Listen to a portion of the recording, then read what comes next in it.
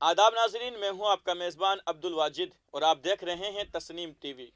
चलिए दोस्तों, रुख करते हैं आज की ताज़ा तरीन खबरों की तरफ। खबर यूक्रेन से है, जहां पर रूस की जानिब से जारी हमले में एक भारतीय तालिबे इल्म की मौत हो गई है। भारतीय वजारत खारजा ने इस बात की तस्दीक की है। मुसलसल कई दिनों से रूस के हमले में आज भारत के लिए एक अफसोसनाक खबर आई है, जिसके मुताबिक यूक्रेन के खारकेव में एक भारतीय तालिबे इल्म की मौत हो गई है। वजारत खारजा का कहना है कि आज सुबह यूक्रेन के खारक्यू में गोलाबारी से एक भारतीय तालिब इल्म हलाक हुआ है। वजारत उसके अहले खाना से राब्ते में है। अगली खबर भी यूक्रेन से ही है। यूक्रेन में फंसे 182 भारतीय शहरियों को लेकर 7वीं operation Ganga flight Bucharest Romania से मुंबई पहुंची है।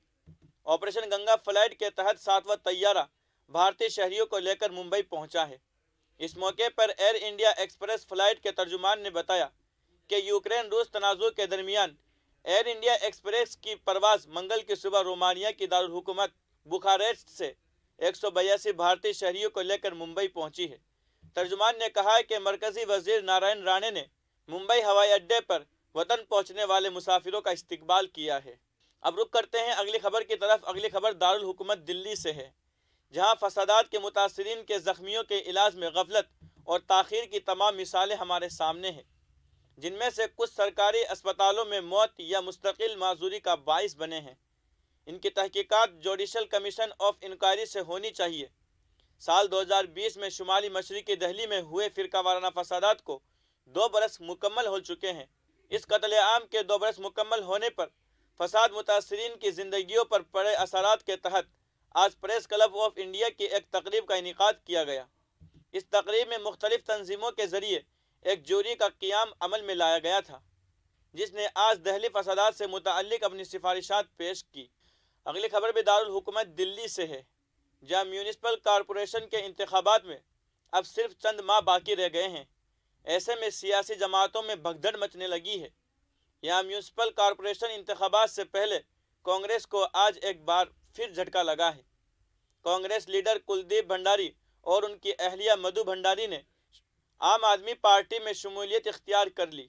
मालूमात के मुताबिक कुलदीप भंडारी ने 2017 में मगरबी विनोद नगर वार्ड से कांग्रेस पार्टी की टिकट पर इलेक्शन लड़ा था और उनसे पहले उनकी अहलिया मधु भंडारी भी इलेक्शन लड़ चुकी है। अगली खबर उत्तर प्रदेश से है, जहां एसपी सदर अखिलेश यादव ने एसपी इत्तेहाद के उम्मीदवारों और कारकुनों से ईवीएम की सिक्योरिटी बढ़ाने की अपील की है। सोशल मीडिया पर एक पोस्ट के शेयर करते हुए अखिलेश यादव ने लिखा है कि सरकारी अहलकार की ईवीएम स्ट्रांग रूम में दाखिल होने की कोशिश, जिस पर लखनऊ में सब के लिए पाबंदी बहुत संगीन मामला है।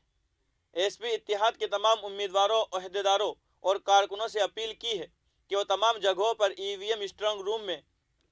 अगली खबर राजस्थान से है, जहां असेंबली इंतखाबात से तकरीबन 1.5 साल कबल की गई सियासी तकर्रुरियों के बाद कांग्रेस में अदम इत्मीनान सामने आने लगा है।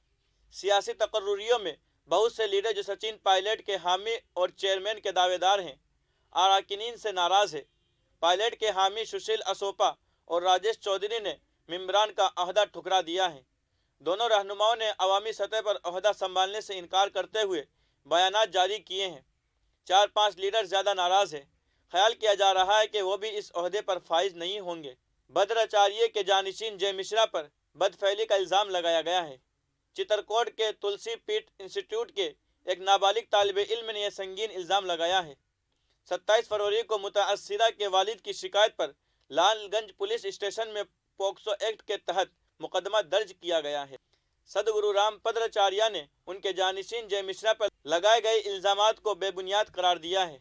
उन्होंने कहा है कि मुखालिफिन तालिबे इल्म को बली का बकरा बनाकर साजिश कर रहे हैं। अगली खबर महाराष्ट्र से है, जहां पीर के रोज महाराष्ट्र के काबीनी वजीर नवाब मलिक ने ईडीएम के खिलाफ मुंबई हाई कोर्ट में पिटीशन दाखिल करते हुए कहा कि ईडी की जानिब से उनकी गिरफ्तारी गैरकानूनी है। उन्हें दायरा इख्तियार के बगैर तहवील में रखा गया है। नवाब मलिक ने दरख्वास्त में मुतालबा किया है कि ईडी की जानिब से दायर केस को मनसूख किया जाए। पिटीशन पर इस हफ्ते जल्द समाअत मुतवक्के हैं।